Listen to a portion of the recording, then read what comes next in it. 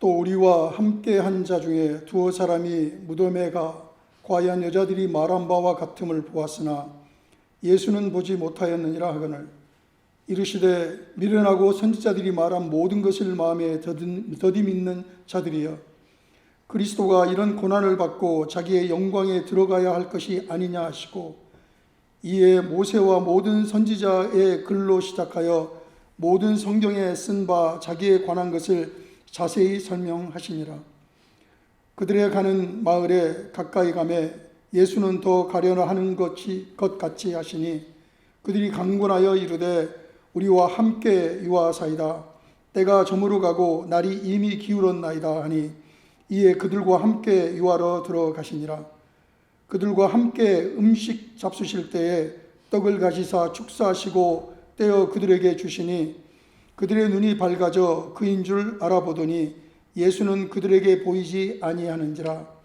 그들이 서로 말하되 길에서 우리에게 말씀하시고 우리에게 성경을 풀어주실 때에 우리 속에 마음이 뜨겁지 아니하더냐 하고 곧 그때로 일어나 예루살렘에 돌아가 보니 11 제자 및 그들과 함께 한 자들이 모여 있어 말하기를 주께서 과연 살아나시고 시몬에게 보이셨다 하는지라. 두 사람도 길에서 된 일과 예수께서 떡을 떼심으로 자기들에게 알리신 것을 말하더라. 아멘. 여러분, 기대가 크면 실망도 크다라는 말이 있습니다. 어쩌면 우리의 삶은 기대와 실망의 연속입니다. 여러분 안에 어떤 기대가 있으시죠? 기대 없는 사람은 참 곤란한 사람입니다. 꿈이 없는 거죠. 불행입니다. 우리 안에는 기대가 있어야 됩니다. 사실은 사소한 기대, 큰 기대, 우리는 기대 속에 살아갑니다. 또 실망이 있죠. 우리 속에는 또 우리가 원치 않은 일들이 발생합니다. 우리 마음대로 되나요, 세상이? 여러분 사시다 보면 제일 마음대로 안 되는 게 뭡니까? 생각해 보세요. 내 마음대로 안 되는 것들이 있죠. 돌아보면 제일 마음대로 안 되는 게 가족입니다. 어쩔 수 없죠, 가족은. 특히 자녀들, 또 배우자들, 또 친지들, 또 가까운 친구들 마찬가지입니다. 우리가 가까울수록 또 우리 안에는 실망이 존재합니다. 여러분 인생에서 가장 소중히 여겼던 그런 기대가 무너졌을 때 여러분은 어떻게 하십니까? 대개 사람들은 두 가지 중에 하나를 선택합니다. 포기하는 것이죠. 또 하나는 그 실망을 이겨내고 더 전진하는 것입니다. 두 개 다 필요합니다. 포기라고 해서 다 나쁜 건 아니에요. 근데 문제는 뭡니까? 포기하지 말아야 될 거 포기하고 또 전진하지 말아야 될 거 전진할 때 그때 문제가 생기는 것이겠죠. 여러분, 우리는 가족 포기할 수 없습니다. 자녀들 포기할 수 없습니다. 우리 신앙 포기할 수 없습니다. 그렇죠? 그러나 포기해야 되는 게 있습니다. 우리 고집, 우리 아집, 우리 잘못된 선택들, 그건 포기해야 됩니다. 우리 안에 욕심이 있을 때 여러분 그건 포기해야 됩니다. 우리 안에도 선악과의 욕심들이 있습니다. 선악과의 유혹들이 있습니다. 하나님이 하지 말라는 것들은 하지 말아야 됩니다. 또 해야 될 것들이 있죠. 목숨을 바쳐서 지켜야 될 것들이 있습니다. 또 때로는 우리가 우리 앞에 순교의 길이 있을 때 우리는 또 선택해야 됩니다. 또 과감히 그 길을 갈 수 있어야 됩니다. 오늘 본문을 보면 메시아를 향한 기대와 또 그 실망의 연속인 사람들이 등장하죠. 지난주에 이어서 우리는 엠마오로 가는 제자들 이야기를 좀 접하고 있습니다. 참 그들은 큰 기대를 했죠. 이들뿐만 아니라 제자들 또 많은 백성들이 예수님에 대한 큰 기대를 했습니다. 메시아다. 그가 뭔가를 해줄 것이다. 그랬는데 그는 예수 그리스도는 그 기대를 처참하게 무너뜨려 버렸습니다. 십자가에서 돌아가셨습니다. 여러분, 리더가 죽으면 다 끝나는 거 아닙니까? 기대가 깨져버렸어요. 그래서 오늘 본문에 나오는 이 제자들은 포기를 선택합니다. 근데 이 포기는 잘못된 포기입니다. 포기하지 말아야 될 거 포기하고 있죠. 주님을 포기하고 있는 거예요. 주님과 함께 사역했던 그 자리, 주님이 돌아가시고 부활하시던 그 자리를 포기하고 떠나버리는 것입니다. 하나님은 우리가 절망의 길을 걷는 순간에도 우리에게 일을 하십니다. 주님은 우리를 포기하지 않으십니다. 주님은 나를 포기하지 않는다. 여러분 속으로 다짐하십시오. 다시 한번 여러분에게 말씀하십시오. 주님은 결코 나를 포기하지 않는다. 내가 주님께 실망을 드려도, 때로는 내가 유혹에 져서 정말 주님 앞에 부끄러운 일을 삶을 살아도 주님은 나를 절대로 포기하지 않는다. 오늘 본문에 드러나고 있지 않습니까? 이 배신자로 또 주님을 등지고 떠나버린 이 사람들을 향해 주님은, 부활하신 주님은 특별히 나타나셨습니다. 이들의 모습이 바로 우리들의 모습이에요. 주님은 우리 가운데 계십니다. 그리고 기대감이 상실된 이들에게, 또 우리에게 주님은 다시 한번 부흥의 자리로 부르고 계십니다. 이게 부흥이에요. 오늘 본문에서 일어나고 있는 이 사건이 바로 부흥의 사건입니다. 여러분이 이 만남을 통해 상실된 기대를 회복하시고 또 하나님을 향한 그 기대에 응답하시는 진정한 부흥이 여러분의 삶 속에, 가정 속에, 또 여러분이 손대는 모든 것 속에 함께 하시기를 간절히 바랍니다. 오늘 본문 24절을 보면 제자들은 빈 무덤의 소식과 여인들의 증언이라는 그 명백한 그런 증거를 접했다고 고백하고 있습니다. 그럼에도 그들은 여전히 슬픔에 젖어서 그것을 슬픈 사건이라 여기고 그렇게 엠마오로 도망가고 있는 것입니다.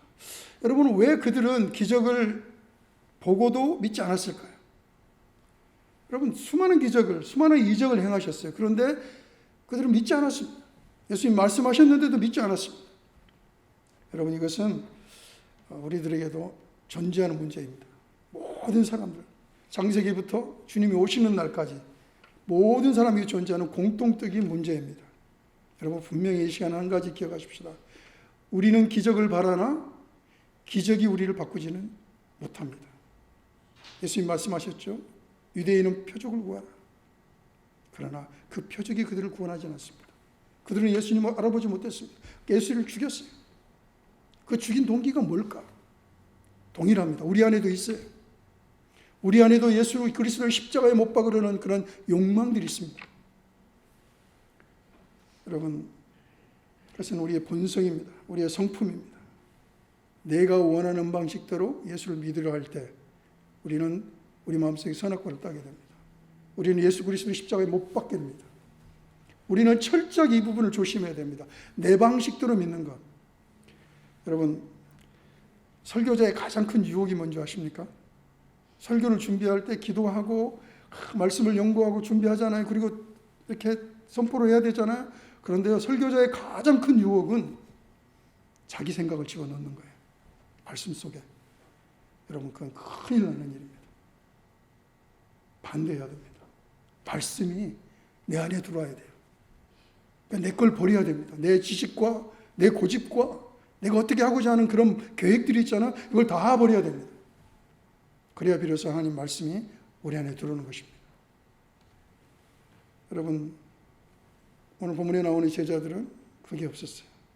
여러분, 이 제자들뿐만 아니라 베드로를 비롯한 그 제자들이 예수님 돌아가시기까지 그 예루살렘에 오는 그 과정 속에서 뭘 했습니까? 그들은 치열하게 다퉜습니다. 뭘 다퉜죠? 자리 다툼이었습니다. 그들은 잘못된 믿음을 갖고 있었어요. 이제는 예수님이 왕에 오를 것이다. 그럼 나는 오른팔, 너는 왼팔. 이렇게 나는 넘버1, 너는 넘버2, 다 순위 매기고 있었습니다. 이것도 저것도 아닌 사람이 그냥 예수님을 팔아먹었죠. 여러분, 아주 혼란 속에 있었습니다. 영적인 소경이죠. 주님을 보아도 볼 수 없는, 메시아가 왔는데도 받아들일 수 없는. 여러분, 이것은 성경 속에서 여러 번 드러납니다. 반드시 기억하십시오. 우리는 기적을 바라나 기적은 나를 변화시키지 않습니다. 여러분, 기적은 우리를 취하게 할 뿐이에요. 조심해야 됩니다. 여러분, 출애굽 사건 그 속에서 얼마나 많은 기적이 일어났습니다. 매일매일 기적이었습니다. 구름 기둥과 불 기둥으로 인도하셨고, 물을 내셨고, 만나를 주셨고, 메추라기를 주셨고, 심지어는 그전에는 홍해 바다를 갈라서 신이 그들을 직접 바다의 그 맨 바닥을 밟고 탈출하게 하셨습니다. 매일매일 기적을 체험했어요. 근데 그들이 보인 것은 뭡니까? 여러분, 맛보고 잊어버리는 것입니다. 더 큰 것을. 욕심이 차오르니까 하나님을 보고도 하나님을 믿지 못합니다. 모세가 시내산에서 십계명을 받으러 올라갔을 때 그 밑에서 무엇을 했습니까? 견디지 못하고 금붙이 뽑아가지고 우상을 만들었지 않습니까? 그리고 너는 우리의 하나님이다 선포했습니다. 여러분, 이것이 우리 안에 존재하는 그 그런 잘못된 욕망인 것입니다. 요한복음 6장에 보면 그 유명한 오병이의 사건이 있습니다. 어린아이가 가져온 보리떡 5개와 그리고 물고기 2마리로 전체를 먹이셨는데 숫자를 세보니 남자만 계산했을 때, 장성한 남자, 군대에 갈 수 있는 남자만 계산했을 때 5,000명이었습니다. 그러니까 어마어마한 숫자였죠. 여러분, 그 결과가 뭐였습니까? 엄청난 기적을 체험했잖아요. 그 현장에서. 그들은 보았습니다. 그리고 먹었습니다. 느꼈습니다. 그런데 그들의 선택이 뭔지 아십니까? 그들은 예수를 붙잡아 자기들의 임금을 삼으려 했습니다. 성경이 말하고 있습니다. 요한복음 6장 26절에. 그래서 예수님이 어떻게 하셨습니까? 예수님은 그들을 뿌리치시고 예수님은 도망가셨습니다. 여러분, 성경이 우리에게 말하는 게 분명하죠? 여러분, 그 자체가, 기적 그 자체가 사람을 변화시키지 않습니다. 성경이 말하고 있어요. 그러니까 우리는 기적을 바라나 기적으로 뭔가를 끝낼 생각은 버려야 된다는 것입니다. 여러분, 그 기적을 그 바라는 마음속에 마귀도 들어옵니다. 잘못된 기적을 일으킵니다. 여러분, 악한 영도 기적을 일으킵니다. 그걸 또 믿죠. 여러분, 마귀가 하는 일이 뭡니까? 우리 삶 속에 막 이익을 주는 것입니다.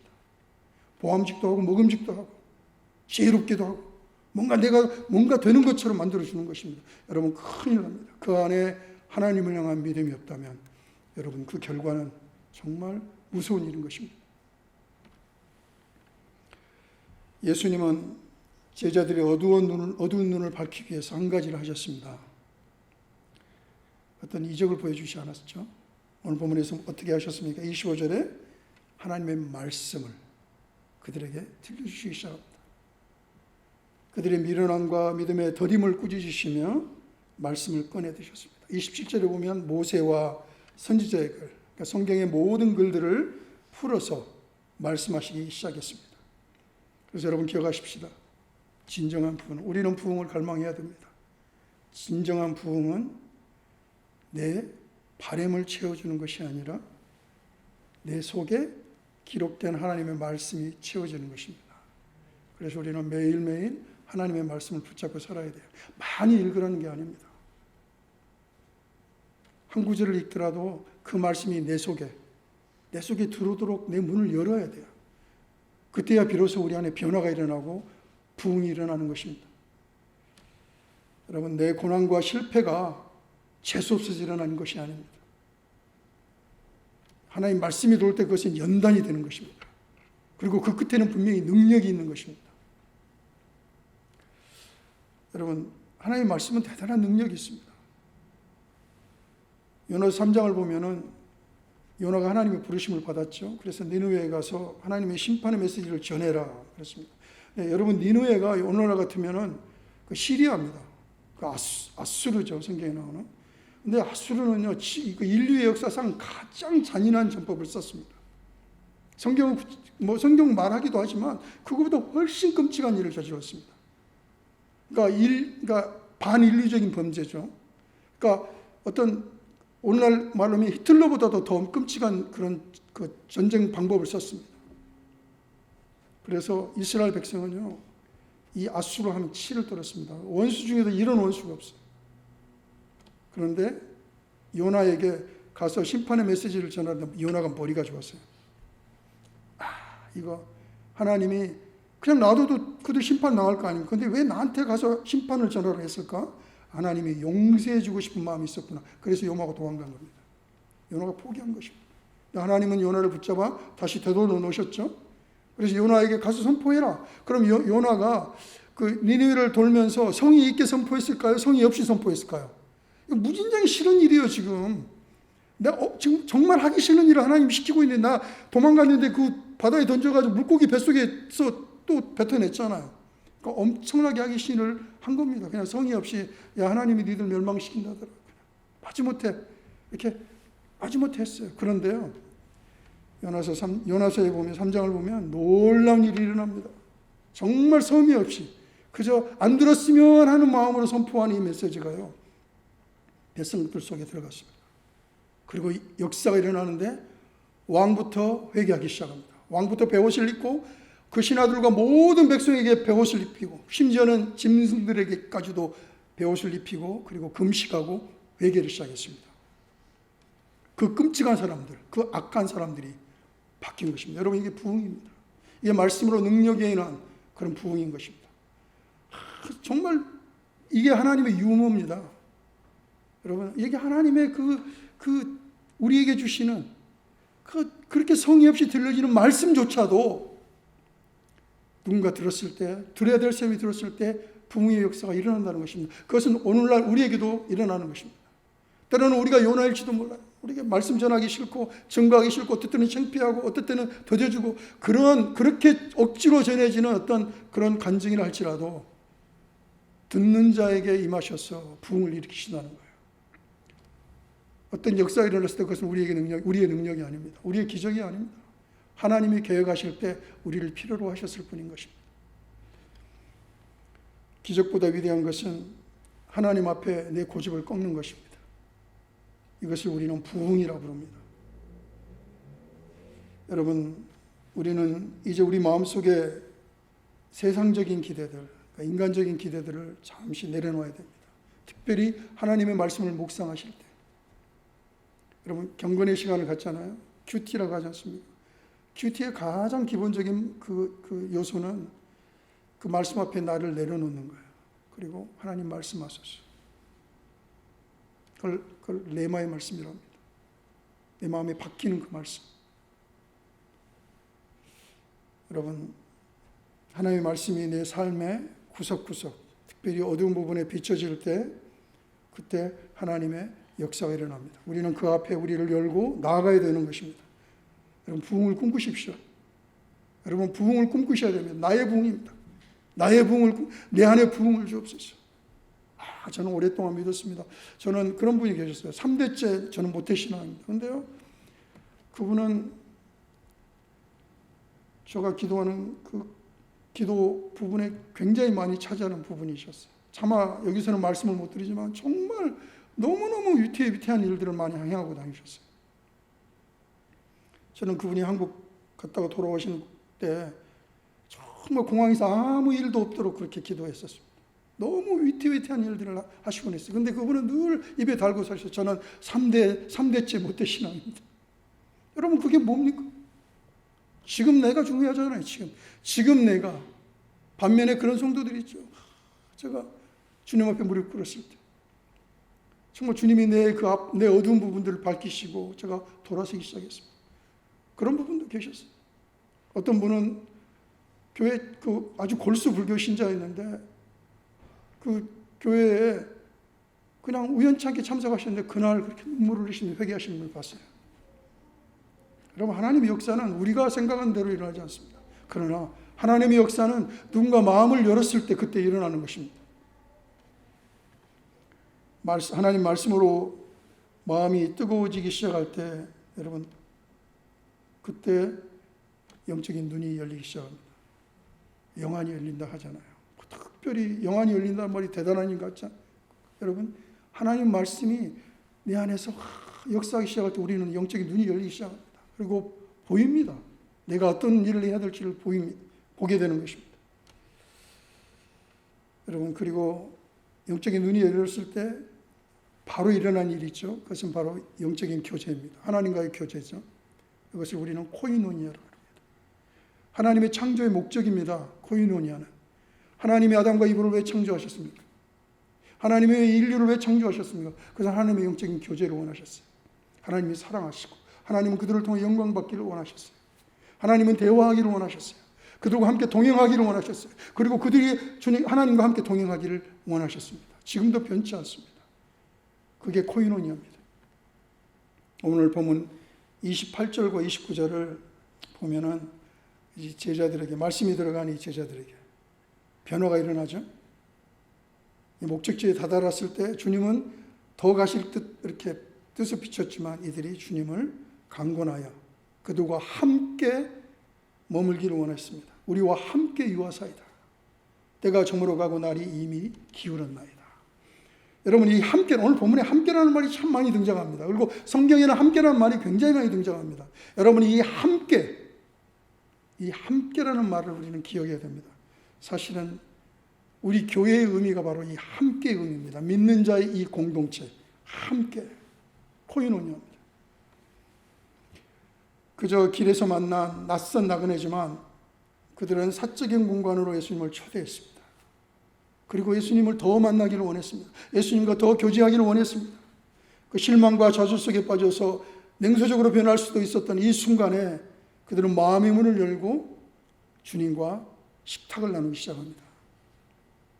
그리고 주님을 그들의 식탁에 초대하는 그 순간에 그들 마음속에 부흥의 도화선이 불을 붙기 시작합니다. 여러분, 이건 우리도 마찬가지입니다. 우리가 인격적인 그런 마음을 열고 그리고 주님을 받아들일 때 우리 안에 놀라운 역사들이 일어나기 시작합니다. 상황은 안 바뀝니다. 그런데 우리 안에 변화가 일어납니다. 맷집이 생깁니다. 이겨낼 수 있어요. 우리 안에 평안이 생깁니다. 기쁨이 생깁니다. 상황은 바뀌지 않습니다. 어쩌면 우리를 더 비참하게 만들어 갈 수도 있어요. 그런데 내 안에 기쁨을 어떡할 거예요? 내가 기쁜데 어떡할 거예요? 여러분, 그게 궁극적인 목적 아닙니까?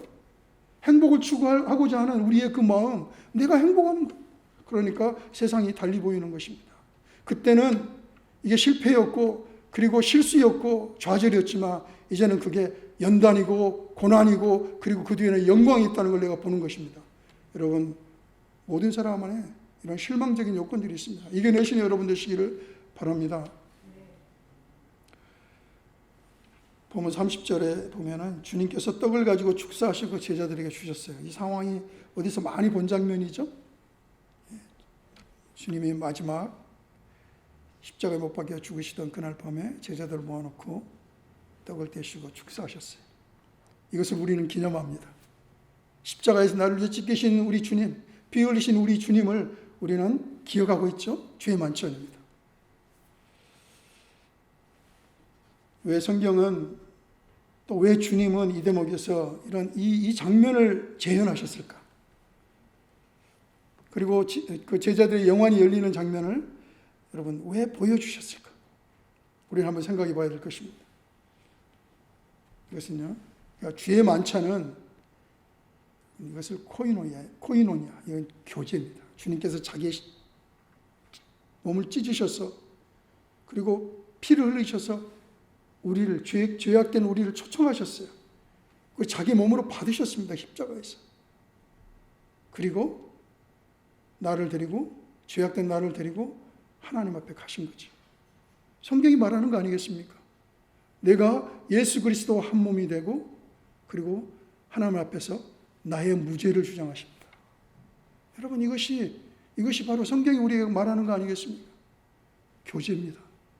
이 교제로 영원한 그 교제, 죄 때문에 하나님과 사이가 벌어졌고 나는 도저히 하나님 나라로 갈 수 없지만 주님이 살을 찢으시고 피를 흘리셔서 나를 초대하시고 그리고 나를 하나님 나라로 초청하시는 것입니다. 그 영원한 코이노니아에 초청하시는 것입니다. 여러분, 이것을 가능하게 했던 사건이 뭡니까? 오늘 본문에서 말하고자 하는 것입니다. 이것을 가능하게 하는 것이 바로 열린 마음입니다. 오늘 본문에서 제자들이 사소한 거 그냥 주님이라 안 부르겠죠. 근데 우리와 함께 유하사이다. 함께 조금 더 있어 주세요. 열린 마음입니다.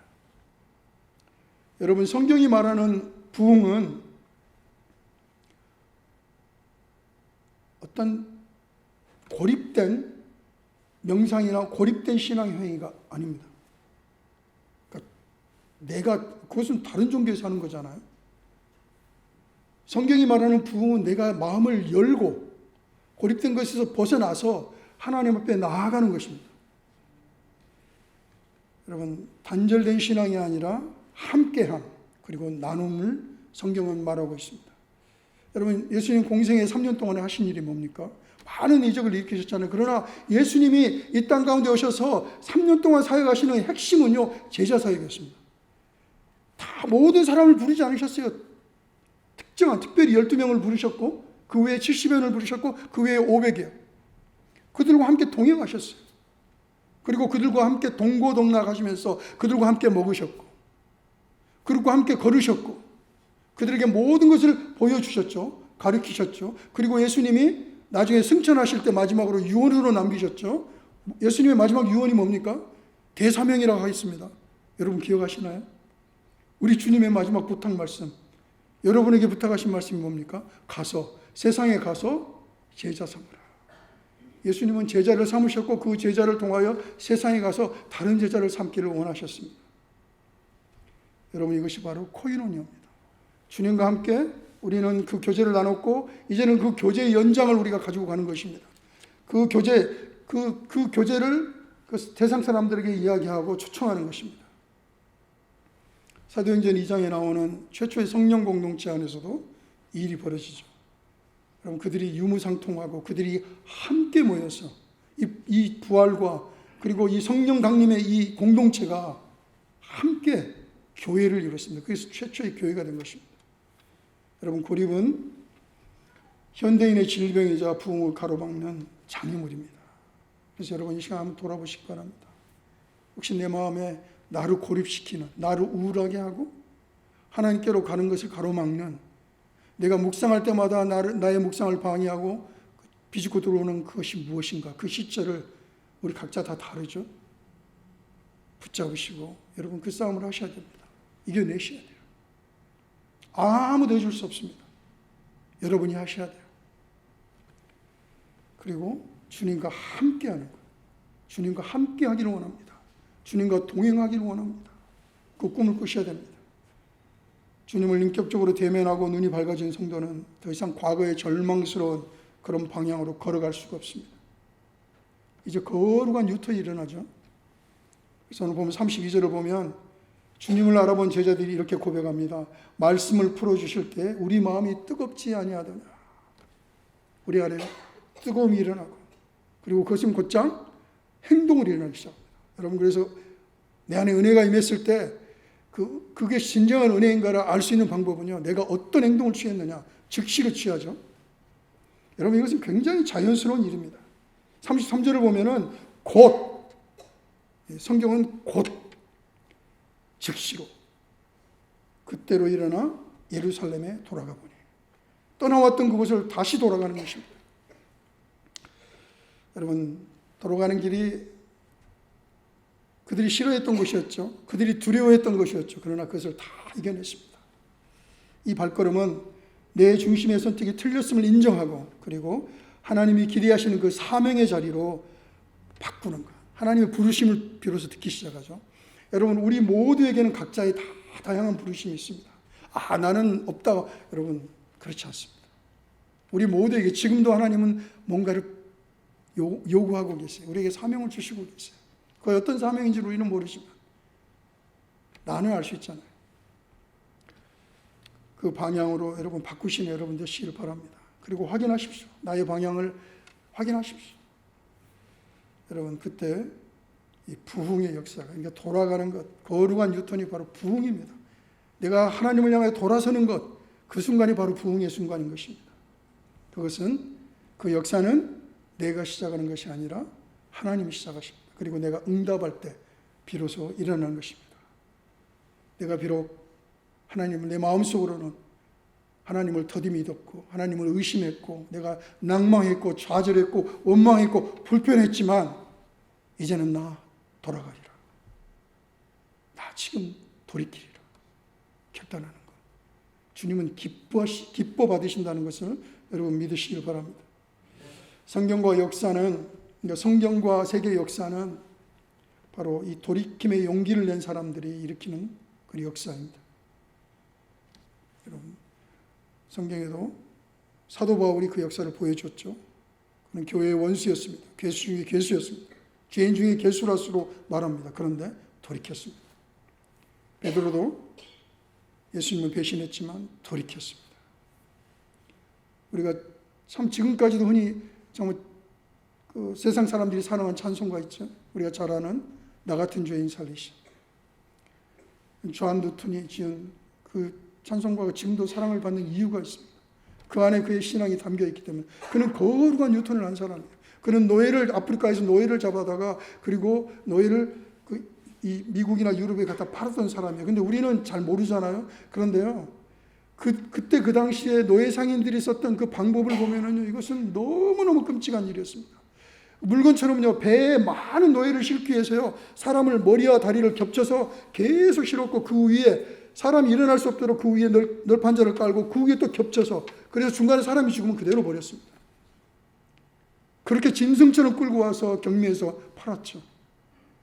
그 돈을 위해서, 어떤 자기의 부를 위해서, 명예를 위해서 그 일을 했던 것입니다.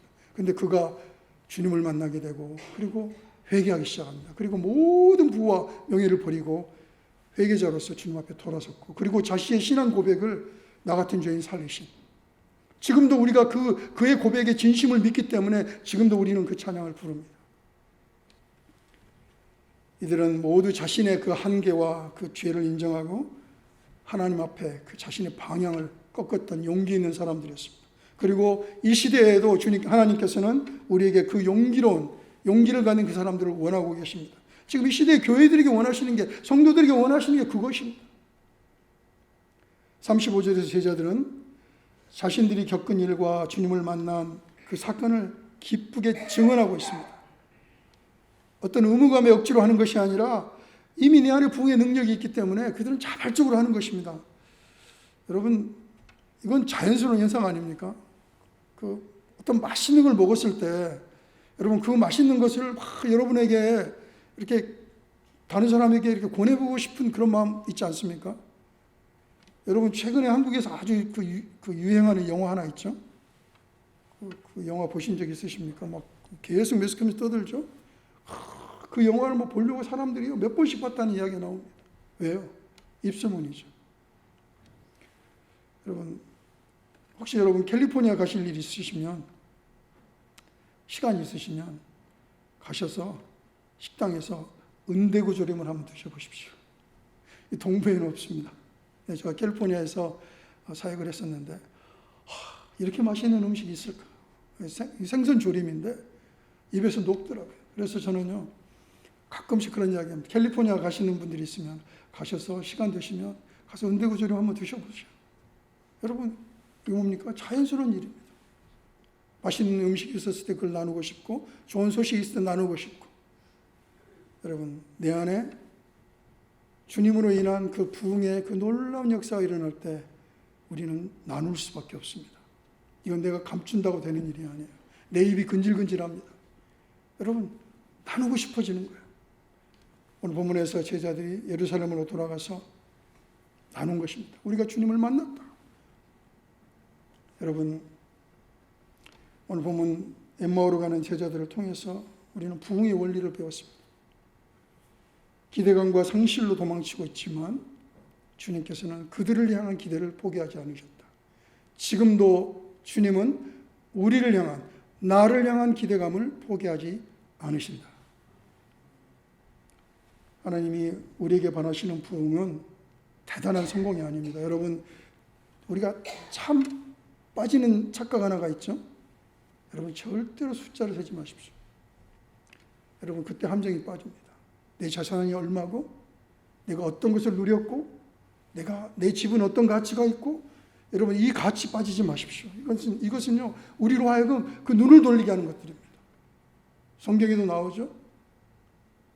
여러분, 숫자를 셌다가 하나님의 책망을 받은 사건들이 있었습니다. 출애굽기에 있었고 다윗에게 있었습니다. 그 사랑받던 사람이 하나님의 책망을 받았습니다. 그것은 하나님의 것입니다. 우리에게 필요한 것은 무엇입니까? 우리에게 필요한, 오늘 본문을 통해서 우리에게 주시는 건 뭡니까? 우리가 말씀 앞에, 말씀 앞에 겸손해지는 것입니다. 그걸 하나님은 원하시는 거예요. 뭔가를 내가 하고자 하지 말고 그냥 하나님 앞에 겸손해지는 것. 그리고 그 말씀을 통하여 하나님과 교제하기를 원하는 것. 십자가의 주님을 통하여 내가 하나님께 가기를 원하는 그 열망. 그리고 그 안에, 내 안에 뜨거움이 생기고, 내 안에 영안이 열리고, 내 안에 은혜가 차오르고, 내 안에 어떤 것이 있을 때 그것을 세상 가운데 나누거든. 돌아가서 나누는 것. 여러분, 부흥은 작고 사소한 것에서 시작합니다. 사탄은요, 어떤 대단한 것들을 이야기합니다. 예수님을 시험할 때도 그랬잖아요. 대단한 것들을 요구했습니다. 아니요. 우리 안에 일어나는 부흥은요, 작은 돌이킴에서 일어납니다. 작은 누룩이 온 그 덩어리, 그 밀가루 덩어리들, 반죽 덩어리를 이렇게 부풀어 오르게 하는 것처럼 겨자씨만 하는 그 믿음을 통하여 하나님은 역사하십니다. 여러분, 우리를 향한 하나님의 기대를, 나를 향한 하나님의 기대를 다시 한번 살펴보시고 이것 때문에 안 됩니다. 저는 안 됩니다.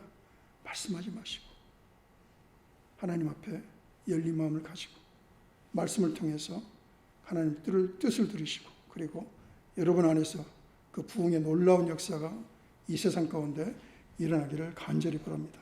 기도하시겠습니다.